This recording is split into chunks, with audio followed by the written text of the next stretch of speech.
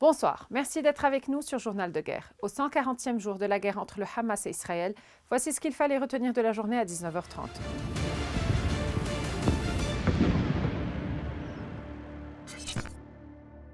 Nous commençons avec la frontière libano-israélienne. Vendredi, dès les premières heures de la journée, l'armée israélienne a bombardé plusieurs villages du Liban Sud, notamment les abords de Naoura, où les sirènes d'alarme ont retenti à 2 reprises dans le quartier général de la Finule. 2 raids ont aussi été menés sur Kfar Kela, alors que les forces aériennes israéliennes ont largué des missiles sur Jabal el-Labboune et les abords de Naoura. L'armée israélienne a annoncé à cet égard avoir ciblé des infrastructures du Hezbollah à Labboune et un bâtiment militaire à Kfar Kela. Des obus sont par ailleurs tombés sur Jebbain et les abords de Yaroul. Une frappe au drone a également visé le village de Blida. 2 secouristes du Comité islamique pour la santé, qui est un organisme affilié au Hezbollah, Mohamed Yaoub Ismail et Hussein Mohamed Khalil, avaient été tués par cette frappe sur le centre du comité. Un combattant du Hezbollah, Mohamed Hassan Tarraf, a aussi été tué dans cette frappe. Israël a également visé les abords de Hilta et de Houla, les forêts de Kfar Shouba, ainsi que Tellet Hamames, Tellet Haroun et Wedehnen. Un missile antibalistique a aussi explosé à Maïs el-Jabal.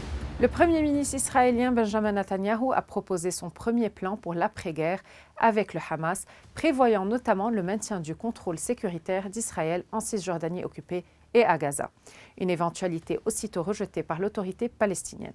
Le document, en plusieurs points que M. Netanyahou a soumis jeudi soir au cabinet de sécurité du gouvernement, rappelle en préambule les objectifs de l'armée à Gaza, le démantèlement du Hamas et du djihad islamique et la libération de tous les otages encore retenus. L'armée israélienne exercera un contrôle sécuritaire sur toute la zone à l'ouest de la Jordanie, y compris la bande de Gaza, et ce pour empêcher le renforcement sur place des éléments terroristes et endiguer les menaces contre Israël, souligne le document. Israël conservera sa liberté d'action opérationnelle dans toute la bande de Gaza, sans limite de temps, poursuit le document. Le bilan humain depuis le début de la guerre à 19h30 heure de Beyrouth. Du côté israélien, 1200 morts sont officiellement recensés par l'État hébreu depuis le début du mois de novembre 2023. Un chiffre qui n'a toujours pas évolué selon les données officielles, malgré des annonces régulières de soldats tués dans les combats. Du côté de Gaza, le ministère de la Santé a recensé près de 29 500 morts parmi les Palestiniens depuis le 7 octobre.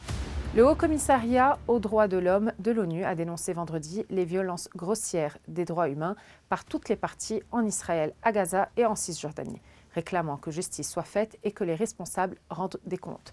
La justice est une condition préalable pour mettre fin au cycle de violence et pour que les Palestiniens et les Israéliens puissent prendre des mesures significatives vers la paix, a déclaré le haut-commissaire des Nations Unies aux droits de l'homme, Volker Turk, à la publication du rapport de ses services sur la situation des droits humains en Israël, à Gaza et en Cisjordanie sur les 12 mois s'achevant le 31 octobre 2023. Merci de nous avoir suivis sur Ici Beyrouth. On se retrouve demain pour un autre résumé de la situation. Vous pouvez suivre toute l'actualité concernant cette guerre sur notre site web www.icibeyrouth.com sous la rubrique Guerre Israël-Hamas ainsi que sur tous nos réseaux sociaux.